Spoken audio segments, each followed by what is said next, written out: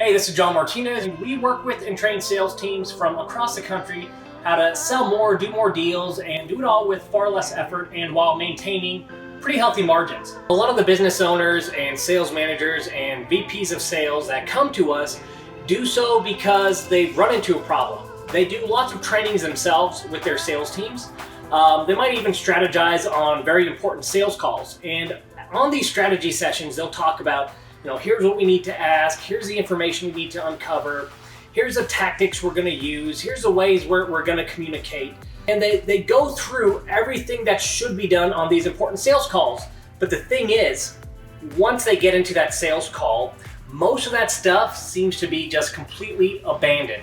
And I totally get it, right?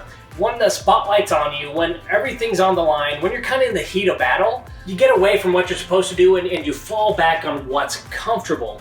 Now that's natural, that's absolutely normal. So if you're experiencing that with your sales team, it's like 95% of the sales teams out there.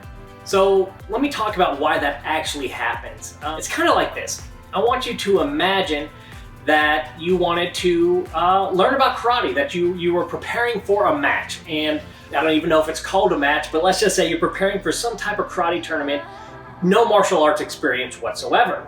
And I want you to imagine that the way you prepared yourself was by getting various books on karate and reading and looking at diagrams and pictures and really learning everything you could about karate.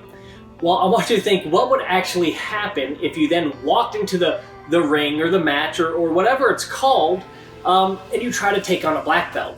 Well, most likely you'd really get your butt kicked, right? Because even though you knew a lot about karate and you might know different strategies and techniques and have read through and even strategized and talked through a lot of those, what you probably haven't done is actually gone through the movements. There's no muscle memory. Everything you were doing, you would have done for the first time.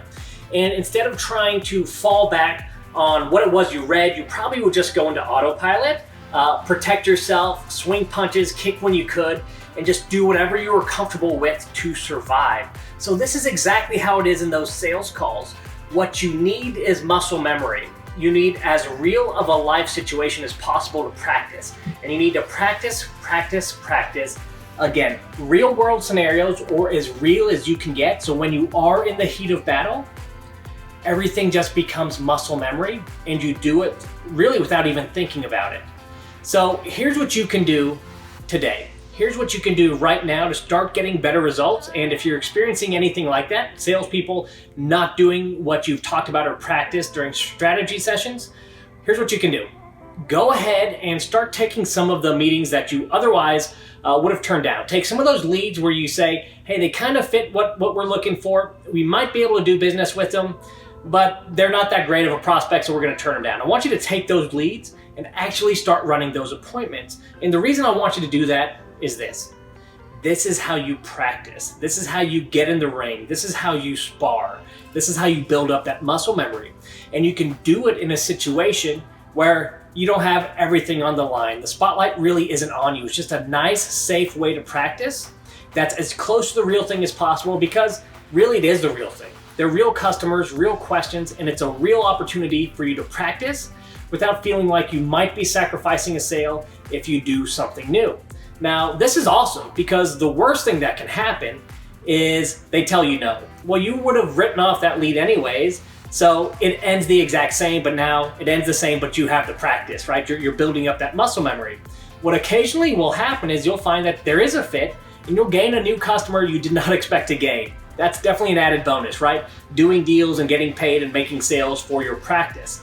The best thing that can happen is both those things. You get really, really good at what you're doing and you find a great customer along the way and you monetize a lead that you otherwise would have thrown away. So hey, if you found this video valuable, if it resonates with you and your sales team, if you know any business owners or sales leaders who are struggling with this issue of training and doing strategy sessions with their reps, but just not seeing it come to fruition in actual sales calls, please share this video with them and enjoy the rest of your day.